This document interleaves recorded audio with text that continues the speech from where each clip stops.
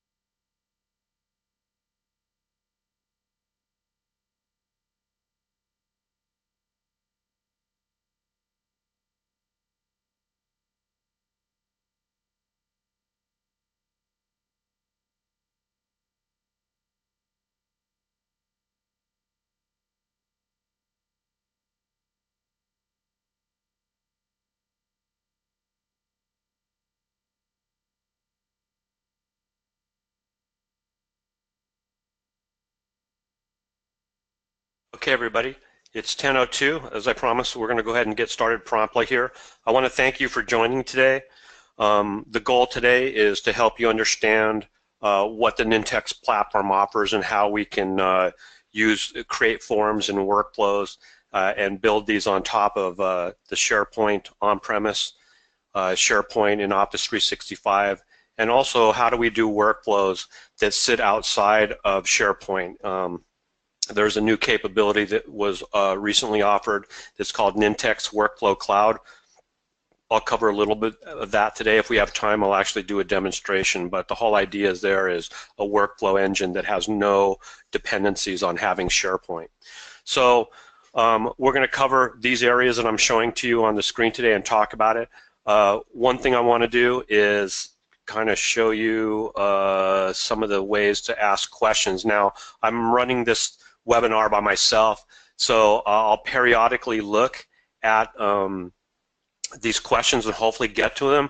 But I do want to say that if you look at the bottom in your lower left down here, I will give you the ability to be able to send me an email. So there's my email down at the bottom.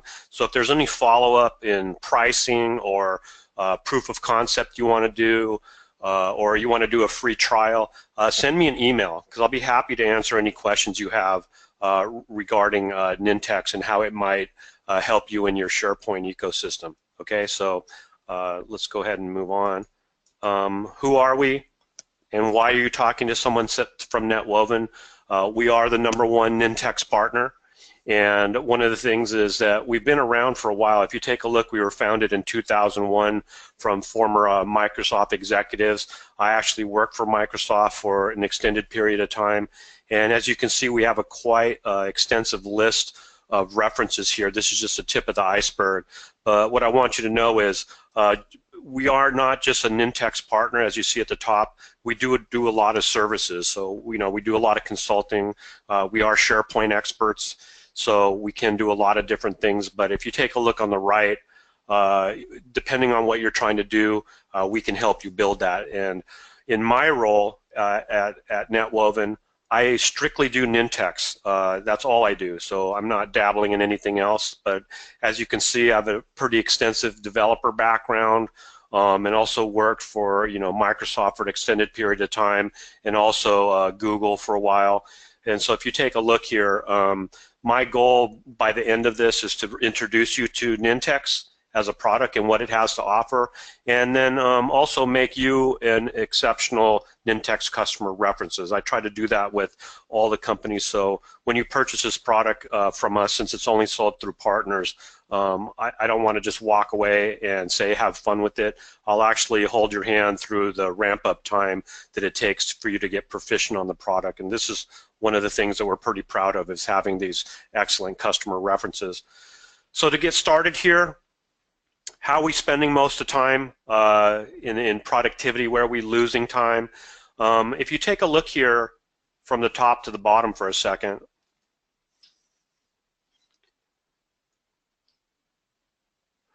I think you'll notice that you could almost hit every check mark or every line item here and say, yeah, I do this, yeah, I do that.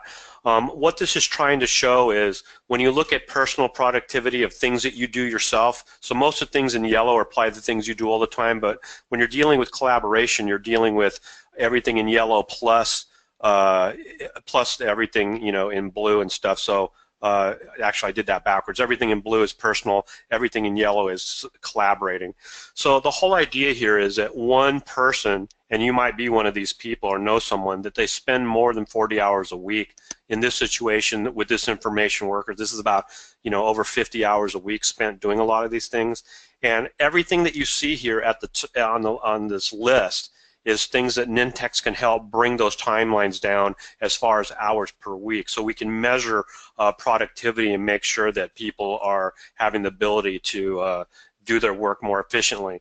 When you take a look here as far as the platform goes, we do have the workflow side of it on the left-hand side. That's one of the pieces of Nintex.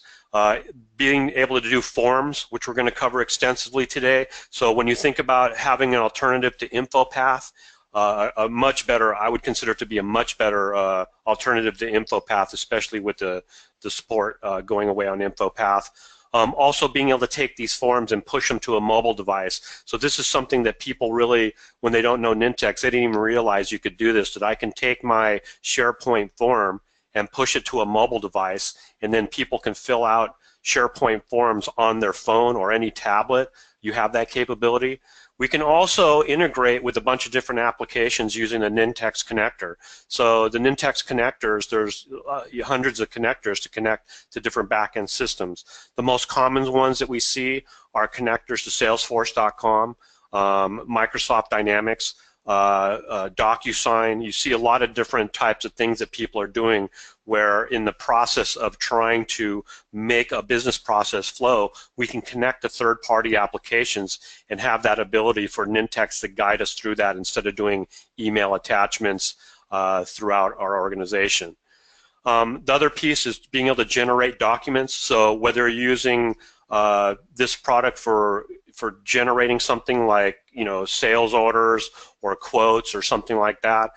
This is the same functionality that you would see in a product called DrawLoop for Salesforce.com that allows you to automate the process of generating documents. So we can go from one format to many formats, and I'll explain that in the next slide. And one of the last pieces here is this thing called Nintex Hawkeye.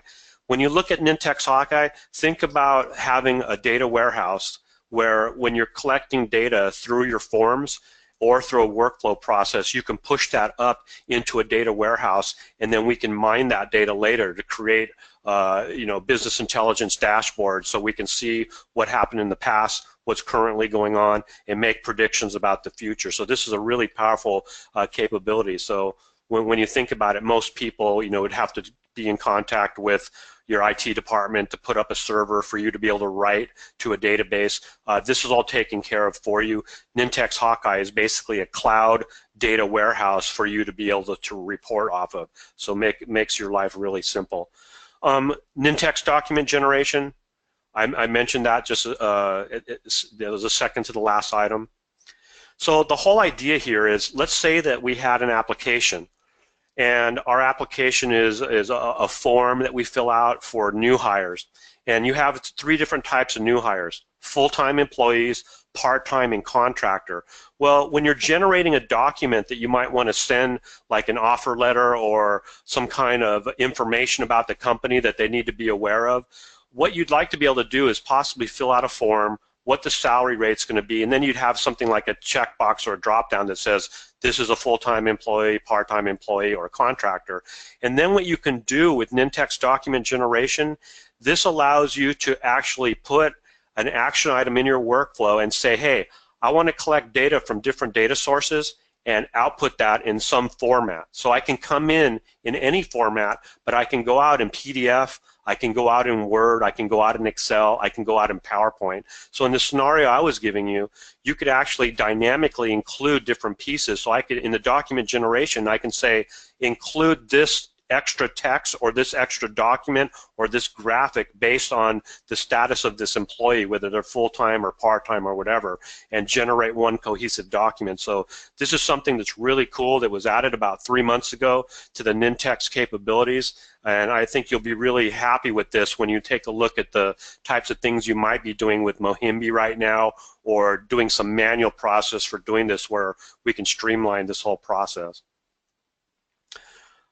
Taking a look at forms now, when we're designing forms, you know, most of you are probably familiar with InfoPath. Something was recently added to Nintex called responsive forms on the left-hand side. So if you take a look on the right-hand side, we have our classic forms. And what a classic form is basically a pixel-perfect form to where if you're taking something like a PDF form that you're currently using in your organization and you can't afford to have the form look any different than the PDF, you'd use a classic form. But if you're doing stuff with a responsive form on the left-hand side, this is using controls that are aware of each other, and the form automatically compensates for whatever device you're putting it on. So you can see that with a classic form, you might run into problems if you're going from a mobile phone to a tablet or to the desktop. You might have to create 3 different versions of the form, where in a responsive form, you only create one. This new capability on the left-hand side for medium complexity to simple forms will save you about 75% of the time of creating forms. And I'm going to do a demonstration today of that. But basically, when you look on the screen, this is a responsive form designer where we're creating a form that has, you know, you have your common title, company email, and phone name or phone number. And what you do is from the left-hand side, let me see if I can get a pen going here. You can drag and drop these controls over onto the form. But one thing about the form is behind the scenes, the form is divided up into a grid, like what I'm drawing here. And whenever you take a control and you add a control onto the grid, if it cannot fit in the space and move things horizontally, then what it'll do is it'll add it vertically. So it might insert it down below, but you can never do anything that would screw it up to do any kind of overlapping or something like that. So I'll demonstrate this more as we move on, and you'll be pretty impressed with what you can do here. The whole idea here is these controls are smart and they won't allow you to override each other. So we'll take a look at that in a second. The type of processes that you can do with Nintex, you know, one thing I want you to take away from this is that a lot of times, and you might be an individual that's responsible for this, is the IT pro is usually the person that has to build forms. You know, that's an extra thing that they put on your plate. It's like, oh, we need you to build forms in SharePoint, or you have your SharePoint admins or whatever. One thing that's great about this product is it's easy enough to use to where with some simple training we can make it so that the majority of people for simple tasks can do it themselves. So we can unburden the IT pro and definitely make sure that we can do these types of applications. So I'll kind of give you an example of that, because what we're going to do today is I'm going to build out an automated leave request with Nintex. I'll do it within Office 365. It can be done within on-premise as well. But the whole idea of, you know, if we start here in the upper left-hand side is I want to have an employee be able to fill out a form for the time they're taking off. That form is going to go all the way to the manager. When the manager receives it, we're going to do something called lazy approval. I'll explain that in a minute. And this manager can either respond to the task in SharePoint, if you're familiar with SharePoint tasks, or they can respond using lazy approval. And like I said, I'll go over that. So, you know, based on a positive outcome of the manager accepting it, we can notify the employee that they've been accepted. We can put that into a team calendar, so me as a manager, I can see everyone that's taking time off, so I can do that, and I can also update the employee's calendar if I want to. And then we can go all the way out here into the back-end system, into the HR system, until we can actually, update payroll systems in the back end. I'm going to do everything for you except this last part in the lower right, because I don't have access to an HR system that I can mess around with like that. So I'm sure you can relate to that. So let's take a look at the designer. So again, when we take a look at the workflow designer, it's all browser-based. So in contrast to InfoPath, where you need to install and you need to have licenses installed and all that craziness, we're doing everything through the browser. So we fill out stuff through the browser. We can drag and drop and create workflows, notifications. This is what you're seeing in the middle here is a very common workflow pattern where we send an email notification letting the person know that we sent the notification, we received their entry. Then we assign it to a manager, and the manager can approve or reject. So in this situation, they're updating a CRM record or actually deleting the item from the list because it's been rejected. So that's a very common pattern that you see here. But one of the things I really want to emphasize is that when we're doing this, there's no additional cost. This is all built on SharePoint and Office 365, and I think the greatest thing about this is that you're doing everything through the browser. So really good way of doing things. We can automate any type of request. So when you're taking a look at the screen right here, this is that same common pattern I was showing you. Send an email notification, send it to a manager, approve or reject. In this situation, on the approval rejection, we're just sending an email. So at the top, I say we automate any type of request, and that's what I mean is that any type of request coming through a form or whatever, we can actually set up this pattern, and it makes it very simple. So like I said, majority of the people, once they learn how to use some simple controls like this, assign a task and send an email, once you know how to do those, you're pretty much set with this product. And you'll struggle a little with the beginnings of it, but once you understand how to use these controls, it becomes very simple. And in your lower right, you see kind of the sequence of things happen. So the question that comes up a lot is, what initiates a workflow to start? Like we have a start at the top here. What makes this thing start? Well, there's something called settings right here that I'm highlighting on the toolbar. You have basically a few options. We can either start it from the menu, so we can manually start it. We can start when an item's created, or we can start when an item is modified, okay? So these are the three checkbox items that you have that you can check to say, when should this workflow start? So if someone adds something to a list, we can say on creation, go ahead and start this, but we can also have this workflow work and do what it's supposed to do if someone modifies something. So someone goes up, modifies an entry in their SharePoint list, this workflow can start, and then we can actually do something related to the modification or possibly do the whole workflow again. So there are a bunch of different options. One thing I want you to realize is that when you have workflows, there's a one-to-many relationships, meaning that one item can have multiple workflows that run. So I could have one workflow that's just for creation. I can have one workflow that's just for modification. So you can separate those two to figure out what the proper workflow should be based on what's being done. And I'll demonstrate that to you as we move forward. What's going to come up on your screen in a second is showing you the lazy approval. This is really cool. You'll notice that the workflow is exactly the same. Doing lazy approval, I'm going to try to write LA, lazy approval. All there is for lazy approval is basically a checkbox. When you hit that checkbox inside this task, basically what happens is the manager can reply, or whoever's doing the approval in the task, they don't have to be chained to their desk. They can be on their cell phone or mobile device, whatever mobile device you have, and just respond to the email by saying, I approve or reject. Now, in the last week, they just added this new functionality. So instead of having to respond with a term like yes, no, okay, accepted, denied, you have a bunch of different words you can use. Now what they have is that every time you have an option, let's say approve or reject, you can have it so that the email has buttons that have inside the email body, it's going to have a button that says approved, you know, rejected or more info, whatever options you have will show up in that email, and the user just has to push the button. So again, I'm not having to type on my mobile device. I bring it up in my email, and now I can just click on a button and say I approve, I reject, or I need more information, or whatever other options you have. And I'm going to show you this when we go into our demonstration. I think you'll be fairly impressed with this capability.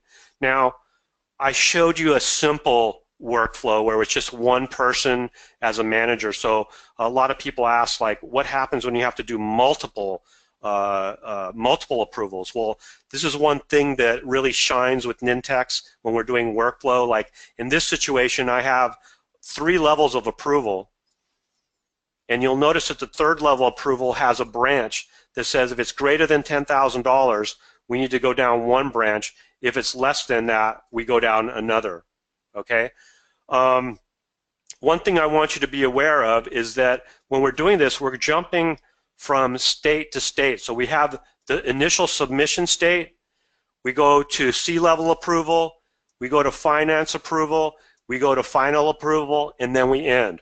What I want you to be aware of is when you create a vertical swim lane diagram like this, and this is what I'll train you to do if you decide to go with this product in the training, I talk about creating these vertical swim lanes to actually draw your workflow process. So when you're sitting with a business person, you can say, hey, I'm going to draw this out. I'm going to draw this out into vertical swim lanes. Tell me what happens when we initially submit, and then you're going to have all these different stages.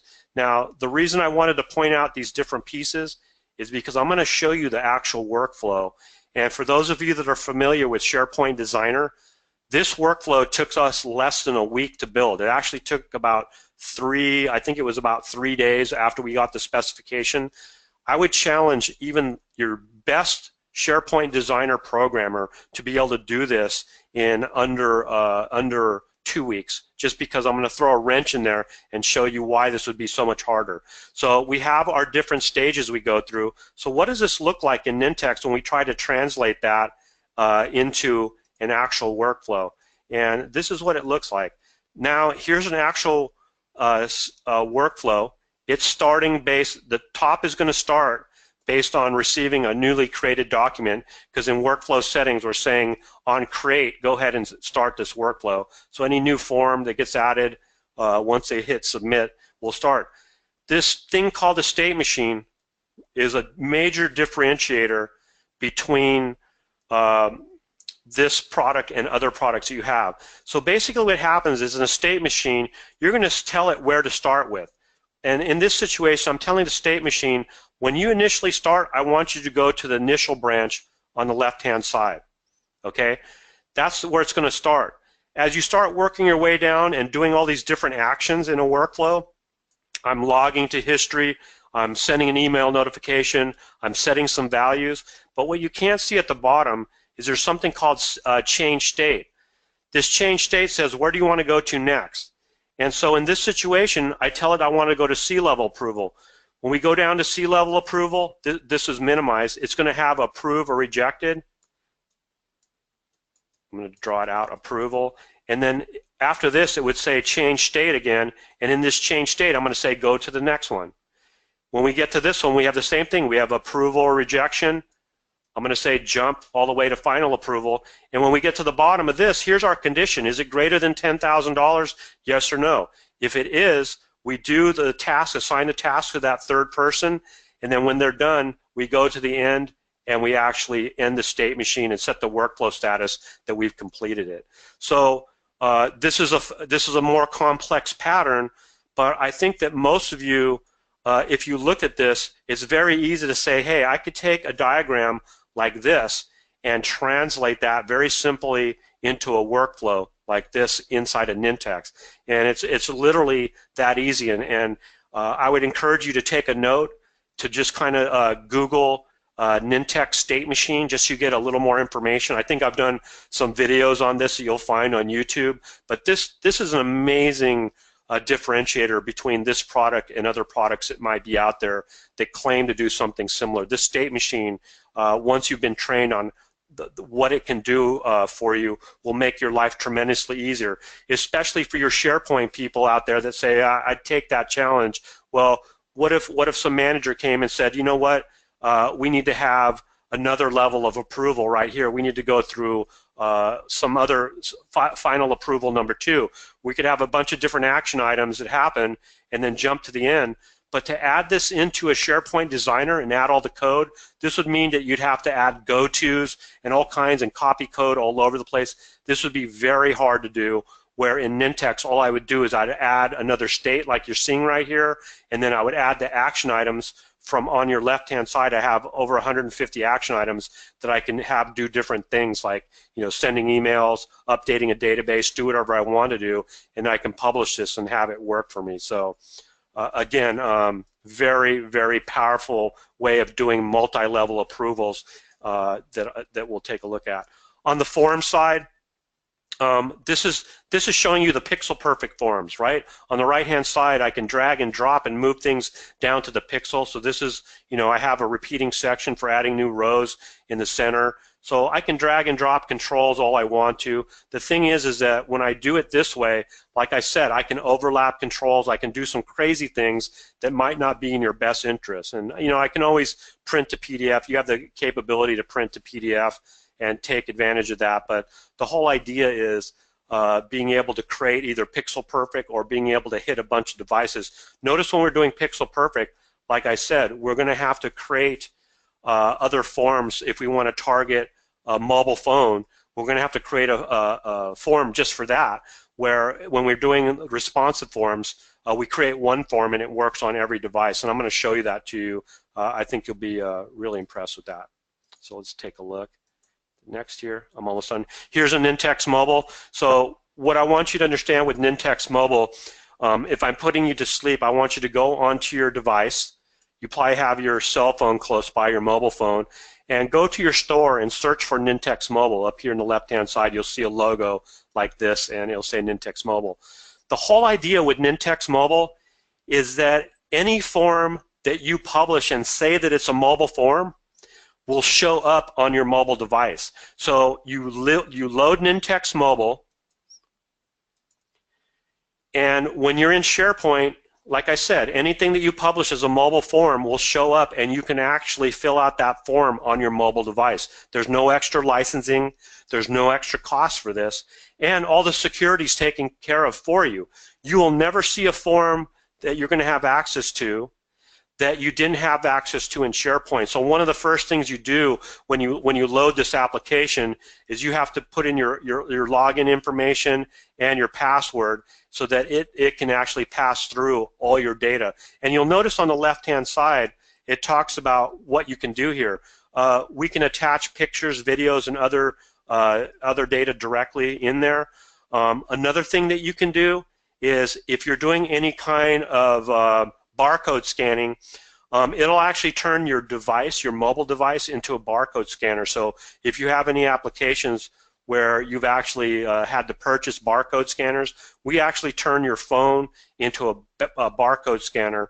So if you have that type of need, it's there. So we can read barcodes as well. Oh, another great thing I want to tell you is that we can also do non-connected forms. So let's say that you're on an airplane and you want to do your expense report.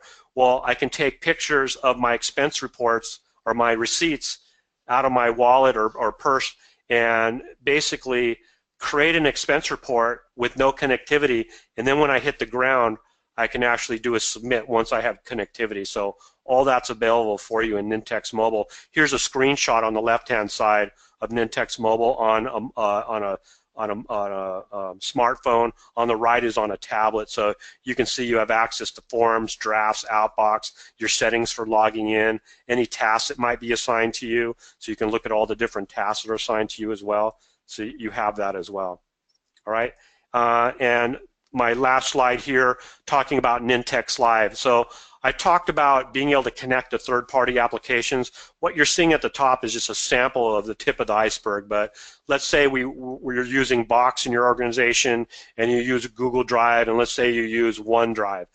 what if I want to have it so that when someone drops a file into a folder in Box, I want to pick up that file, do some kind of workflow, and then I want to actually have someone DocuSign it and then drop it into a Google Drive repository. All these kinds of things are the things we can do by using Nintex Live. So look at Nintex Live as a gateway. This is basically a gateway of communicating with Nintex to the outside world of third-party applications, so making your life easier.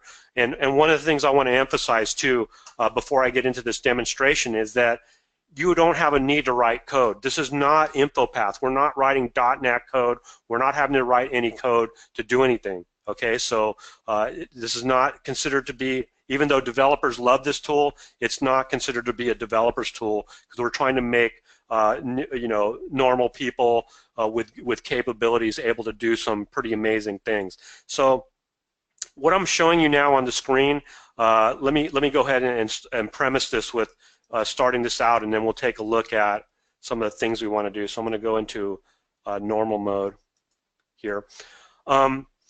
You start out with a list, right? You know, a document library or a custom list. And what I wanted to do for you is create a time-off request application. This is one of the more common requests we get from people, is to create an application of this type. And just so you know, when you purchase Nintex, we do have a lot of solutions that we've already pre-built, so we're not usually starting from scratch, and we can give you the templates to start with, and we have a bunch of templates, even a time-off request and expense reporting, so you're not going to start from scratch. Anyway, I have a custom list here I created, and I added a couple fields here. So, you know, leave type.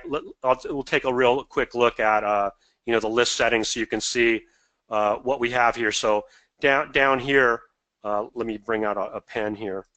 So you can see these are all the different columns. Here's the default one is title, but I added leave type, choice. I added some other ones in there just so we could do a full-on application. So if we take a look at leave type, this is a choice control, and you'll notice that we have like the different types of leave someone can take. Annual leave, sick leave, you can see them all down here. And we do have one other one called other, okay? So other is available as well. And so when you look at the time off request in the form here, that's where we're getting leave type. And you know, if we did a generic SharePoint form, this is what a generic SharePoint form would look like. And we want to go beyond that, way beyond that, to add some customizations. Now, you'll notice when I install Nintex, I get these two items at the top. So the first thing I want to do, if I click on Nintex Forms, it's going to give me an option. Choose a designer. Do you want to go in Classic or do you want to go in Responsive? So if I choose Classic, it's going to do a default layout for me. And the thing with Classic is, like I said, you can move things around and do some crazy stuff that you might not want to do. So you'll notice I'm putting controls on top of each other, and if we come and do a preview, it's pretty much what you see is what you get. And that might not be optimal for doing that. So you can see that everything got screwed up there. Luckily, Control Z works really well. But I want to take it a step farther. Let's go ahead and delete this form, and I want to come back in and show you what it looks like under the new responsive form. So you know you can do a pixel perfect. You know you can do a pixel perfect one. Let's take a look at what it takes to do one using the responsive forms, and I want you to see how cool this is. So I'm clicking on Nintex form there. It's going to take a second. It's going to ask me which one you want to use. I'm going to go responsive this time. It does a default layout for you. You'll see this in a second. Now I want you to notice, here's a default layout. You can get rid of this title if you want to and change it, a URL to your own company logo. But let's say that this is not laid out exactly how I want it, and this is what a responsive form does for you. I'm going to show you. With a responsive form, every control that you see on the left-hand side that I can drag and drop onto the right, so you know, I have SharePoint list lookups. I have all of my list columns that I'm dealing with for this application. These are what I have. Basically, when I start to take and move controls around, let me get rid of title, and I want you to see how title disappeared, but everything scrolled up, right? So when we go back and take a look, let's say I wanted to add title back. You'll notice if I drag and drop it, I can put title on the same row, but maybe I want it in its own row, so I drag and drop it up there. There's no way for me to screw this up by saying I want to take title and put it right on top of leave type. Anytime I try to do that, you'll see that leave type escapes from underneath it and moves itself around. So this is one of the beauties of the responsive forms, is that it actually does the layout for you. So let me say I want the title to be a little bit longer. Leave type, I want leave type to be a little bit longer, and maybe you could center or left justify the title. One thing I want is I want start date and end date to be on the same line. So I just drag and drop them, and you can see there's no having to move things at the pixel by pixel. But notice that leave type, we also have this thing called description. Remember, leave type had that one option called other. So I want someone to have to put in a description if they do other. So I'm going to drag and drop description here, and I'm going to give them a lot of room to put in a description. Okay? Now, I want to say that if leave type is equal to other, I don't want to show description. I don't want to confuse the user into thinking they have to put a description if I know they're just going to take a paid day off. So we're going to add some rules in here. So I come up to the top, and I'm going to get rid of the properties on the right to clean up the screen. And you'll see I can add a rule at the upper left. So I click on description, and then I'm going to say add a rule. And here's my description. And so when we say add a rule on the right-hand side, actually I created two rules. Let me get rid of this one, delete it. So with this rule, I have to tell it what I want this rule to do, what I want it to be based off of. So I know I'm interested in hiding the description, so I put in here, I want to hide. That's what's going to happen. But you have to say, when do you want it to hide?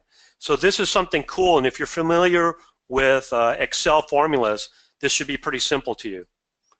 I'm going to write a simple formula. I know the names of all controls that are on here. I know all the name controls. So I want to say here, if the leave type does not equal other. Now remember, it's saying hide when. So we're saying this, hide when leave type does not equal other. Okay? So that's the rule for this description now. Now let's go into the designer and do a preview and take a look at it. And notice it does exactly what we want it to do. Okay? So this should give you an idea, how do you hide a whole group of controls based on a user selection? Very common when you're designing a form, someone hits a checkbox, someone hits a choice, a radio control button, or they do a drop down, and you need to hide a bunch of controls based on their selection. That's how you basically do it. Now, what about validation rules? I don't want to have a situation where the end date is greater than this, is less than the start date. So what I'm going to do is I'm going to click end date, and I'm going to add a rule. So here we go, rule number 3. Now this one is not a disable, not a hide. This is invalidate. And say I can put in a rule down here, and I could say please check your end date. You can pretty much put anything you want to. So what's my rule going to be here? So we go up here and say, when do we want it to be invalidated? I go to the name controls, and I'm going to say, if end date is less than start date, then I want to invalidate this control right here. So let's go take a look at that.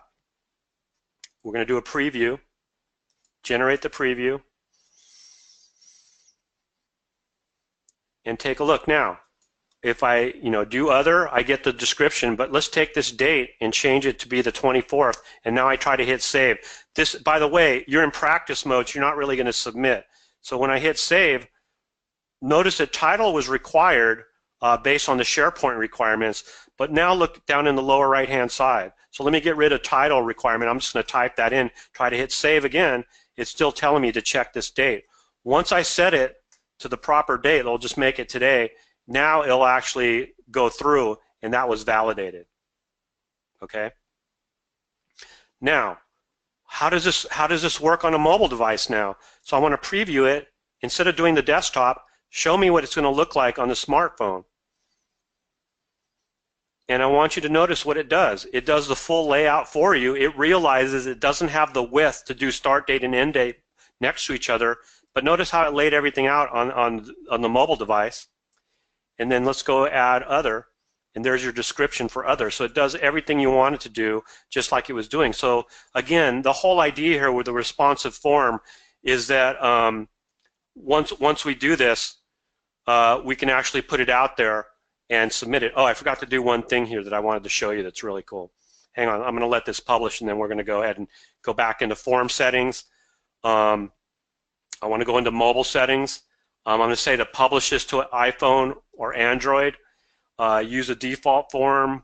I'm going to go in there, and on the form name, I'm going to put in something like 3Z so we can find it, and say time off request, and I'm going to say save, and now I'm going to publish again. So now what I'm doing is I'm publishing the responsive form out to my actual phone, which I'm going to show to you in a second. So one of the things that it'll do, it'll take a minute here for this to go, through Nintex Live and push that form up onto my mobile device. But what I want to show you here is let's hope that let's hope we don't get some crazy White House tweet real quick, because then my friends are going to blow up my inbox with something. So here's Nintex Mobile. We bring up the Nintex Mobile application. I'm going to go ahead and do a refresh. Hopefully it happened in time. We're looking at tasks. Let's go ahead and look at forms. And I'm going to search for a form, and I'm going to start it with Z's, and hopefully it printed by now. So no, it didn't print yet. It didn't. I mean, sorry, it didn't push itself out yet. But let me go ahead and see if I got it under the Z's here. It usually takes about 2 or 3 minutes, and then what it'll do is it'll show up. There it is. So time off request. So I want to show you how cool how cool this is. I'm going to say mobile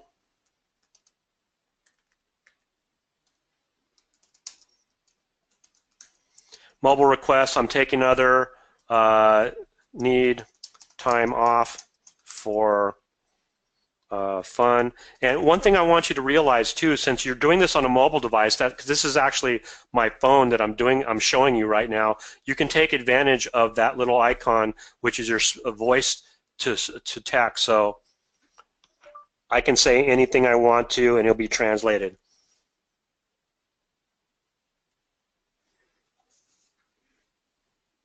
Right? So I put that in there.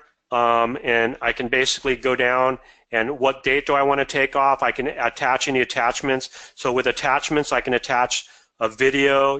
Maybe I have to prove I'm sick with a video, or take a picture of myself at the doctor's office, or some receipts that I might have with a file. So you have all this capability in there. So let me go ahead and submit this, and this should take a second or two. But what I want you to show you is, here's my actual, I'm in SharePoint now. I just submitted that on my mobile phone, and if I hit F5 here, what you're going to see is that it should actually come through. Here's my mobile request, and here's all the information I just put in through my phone, right?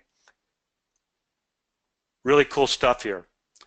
Okay, now we need a workflow on the back side of this to be able to do something with it, because I don't want people just submitting. So the next thing you're going to do is, when you click on Nintex Workflow, what it's basically going to bring up is, it's going to bring up this. I need to tell it right off the bat, when do I want this workflow to start? So this is a time off workflow 2, I'm going to call it. I want this to either start manually or start when an item's created. So I can do it a bunch of different ways. So these are the 3 options of how to start this workflow. So basically, we'll start in green. We'll hit this green mark and do whatever we're doing here based on those conditions. Now, what I want to do is I want to assign a task to a manager, and I'm going to make that manager myself for right now. So I'm just going to put in my name, but it could be anyone you want to. You can dynamically populate this, and then time off request. and I'm going to put the type of request. Notice on the right-hand side, you have all the information that was in the list. So I could say, okay, I know the leave type. So I double-clicked over here. Notice it says time off request for leave type, and then I can actually put in who was the person that submitted this. So I can come up here, and within the workflow context, I can say initiator's display name. So it's dynamically going to populate this with whoever filled out the form. So this is down here for the description, time off task for, and again, I'm going to come to the workflow contacts here. I'm going to say initiator display name. So we're going to see that. And with this task, they're going to get an email. And one of the things that people ask is when you assign a task, how can we autocomplete? How can we escalate? All these different things are available to you. So I can say I want to escalate to another person, so I can reassign it. I can autocomplete it. Remember, we had the lazy approval. All I do is hit that checkbox, and what I'm going to do is I'm going to send an actionable message. So what this means is instead of having to type in anything with the lazy approval, now I'm just going to have to hit the submit button as a manager, okay? You also have the ability to control what the task form looks like to the user. So when you click in the upper left here, it's going to ask you what kind of form. I'm going to go responsive, and it's going to do an auto layout. I can move stuff around if I want to. So here's a task name, the description. So let's make it wider, and then any comments I want to put in here. Notice I get the task outcomes, approve or reject. Maybe I don't want it to say list item here. I wanted to say time off request info.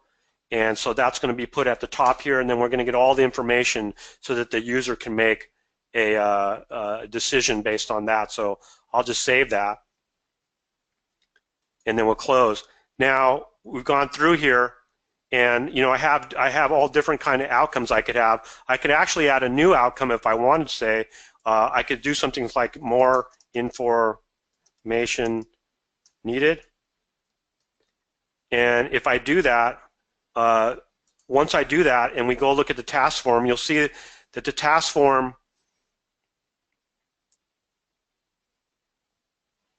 adds it in there. So it already added the more information needed, so now that's an option, right? So you know that that's available now. And so when I hit save here, you can see that we have all these different options. So under approved, what I want to basically do is I'm going to, on the left-hand side, I want to send an email to that person to let them know they've been approved. So I double-click here. I want to send it to the initiator. So when I click here, I can look at the workflow context, and I can actually choose the initiator. So whoever sent this, we're actually going to send an email to them, whoever filled out the form, and say you have been approved for, and then I can go over here and double click on the right for leave type dynamically and say, you know, hi, and we'll go back to the workflow context here, initiator display name. So I'm going to say hi, whatever that name was, you have been approved. Okay, so you can make these say anything you want to. I'm just doing the minimal here so you can see in this demonstration what we're going to do. So I'm not going to fill out rejected. You can get the idea, or more info. We could send an email or notification. I just want to do the approved. One other thing I want to do here, and just to show you on the left-hand side, you have over 150 things you can do to list in libraries, right? So check-in item, generate documents, do all these kind of crazy things that you have, you know, different operations. I want to do a create item, and I'll type that, and if I do a create list item, what I want you to notice is that at the top here, I want to create an item inside a leave calendar. It realizes that I'm doing it in a leave calendar, so it's going to ask me what is the start time, end time, and the title of what you're trying to do. So I'm going to get this from our actual list. So I'm going to go up here and do a list lookup and say the end time is going to be the end date,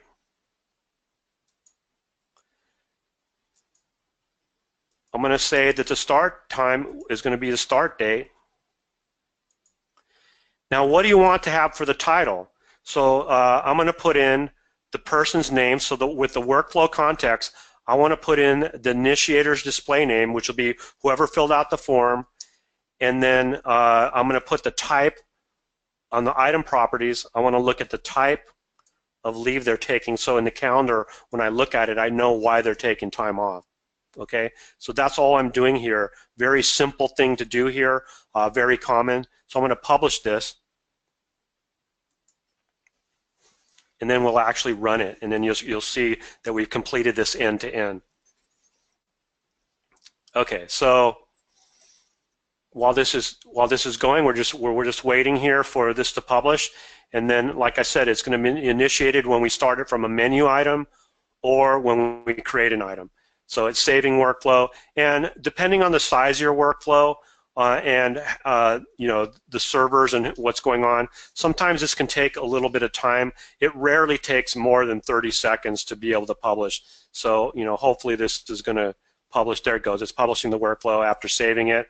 It'll compile it and then add it to the workflow engine, and then we'll have everything there. Okay.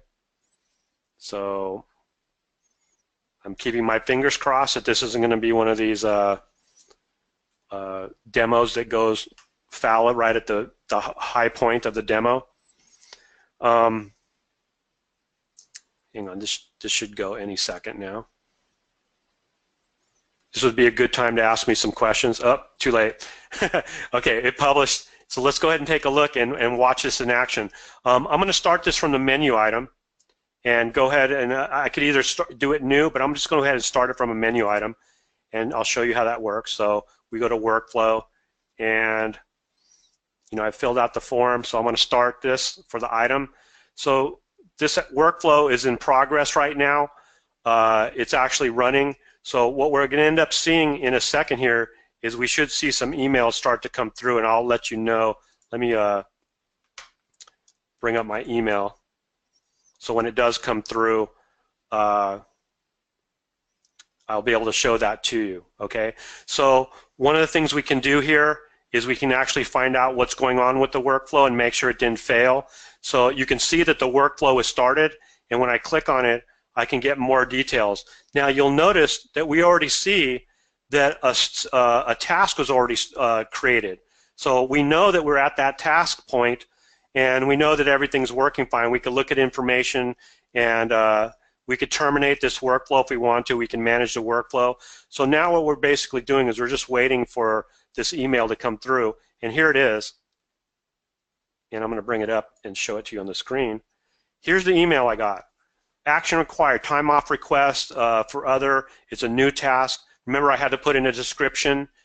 Now notice, instead of having to reply in the email, I have buttons that I can just push, right? So more information needed, rejected, or approval. When we take a look at the workflow, it's basically whatever this person does is what's going to, the path is going to go down here when we're taking a look at this. So what I'm going to do is I'm going to say I'm going to approve it. And so now it's actually been approved. So that, you know, we get the reply here, everything's been approved. Let me bring back the window. And if we go back here and I do an F5 to refresh the window, you should see the task status is actually, should be completed. So notice the task got completed, and now take a look at this. Remember the email I created that goes to the initiator? Hi, Alex Vieira, you've been approved. So we've done this complete workflow, and just to show you that we did create that item, here's my leave calendar. And here's that item that was created. Remember, I'm taking, this is our team calendar. Alex Vieira is taking Thursday off, okay? So I hope you got a good idea of some of these capabilities. What I wanted to show you next before we wrap this up is really how is Nintex being used in different organizations. So with this slide that's coming up, I want you to just take a second to kind of look at these different departments and look at how things are being used. These are the top business processes.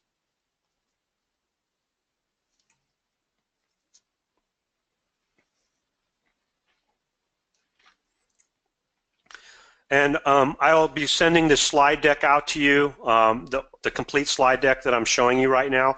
I will be sending you this information, and like I said, you can contact me. One thing that we do offer, again, remember, I started this in the beginning about what does it take to make a company successful with this product, and also to make it a situation where we could possibly use you as a customer reference. This Nintex JumpStart program is meant to get you started with Nintex. It's meant to give you some in-depth training around some of the simple things, and then diving into the more complex things like state machines and more complex form development. But also, you get 88 hours of development time. Now, this 88 hours of development time could be time that you're using to do a POC. That's what a lot of people use it for. But also, it can help, like it says here, to jumpstart any of the applications that you're thinking about running. And if you have something in mind that you're thinking about doing, but you're not quite sure if this is a fit, this is one of the things that I'd really like you to send me an email, because I can answer that question. Because if Nintex isn't a fit, I want you to know that it's not going to be a fit. I see a lot of people taking .NET applications that they want to push into SharePoint, and they're saying, well, it looks like Nintex can do all this. But when we really take a look at what you're trying to do, sometimes the complexity of what you're trying to do and the interaction is not a good fit for Nintex. So it's always good to have a second set of eyeballs, and I can guide you towards that. But again, this 88 hours gives you a jump start on a project, or it could lead to a couple solutions like time off request or expense reporting. You'd probably use about 40 hours to do one of those. So it means you could possibly get 2 applications done and deployed within your environment. So that's one thing that you should look at. Also, looking at pricing, you can purchase Nintex for as low as $7,500 per year. That gives you a substantial amount of forms. You get unlimited forms. You get a limited quantity of workflows you can create, but you can always buy more. So Nintex is sold on basically a consumption model. So the more you use, that's all you pay for. So you don't have to buy, I'm going to do 100 workflows and pay X amount, where if I'm just going to do 5 applications right now, I can just pay for 5 now, and then if I want to upgrade, I can upgrade later. But there are different versions, standard versus enterprise. The differences between the two are primarily around being able to print forms, and there's some other features as well. So if you want to see that list, please send me an email, and I'll happy to discuss what you ended up losing if you make the decision to go with standard versus enterprise. But for the most part, with the Nintex JumpStart and with this new ability to do a 30-day free trial, I can help you with that. Just send me an email, and I can get your company started with a 30-day free trial. And I'm willing to do a simpler training, similar to what I'm doing now, but more tailored towards what you're trying to do. We basically do that for any new customers, and then after the trial, if you decide to move forward with purchasing the product, then you could possibly do the JumpStart program and do the formal training. So you're basically looking at just under $11,000 to start with if you decide to go with the JumpStart program. Otherwise, just $7,500 to start with Nintex Standard. So with that, I'll stay on the line for 2 minutes if you have any questions that you want to type in there. If not, and you don't feel comfortable with doing that, please just go to Alex V. Send me an email, alexv@netwoven.com. I usually respond within 8 to 24 hours, but I will get back to you. And if we need to go in depth in anything Nintex, I'll be happy to spend some time with you and help you get successful on this product. Okay? I'll leave it open for 1 more minute. If you have a question, go ahead and type it, and at the end, I will I'll respond to your emails.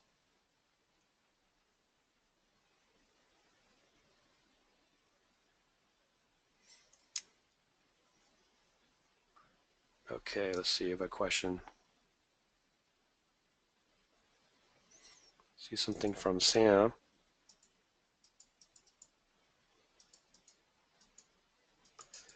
to please mute you. Okay.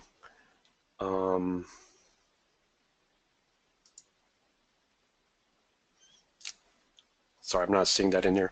Sam, go ahead and send me an email, and we'll go ahead and answer any questions you have. Okay. Thank you, everybody. Have a great weekend, and thank you for your time today.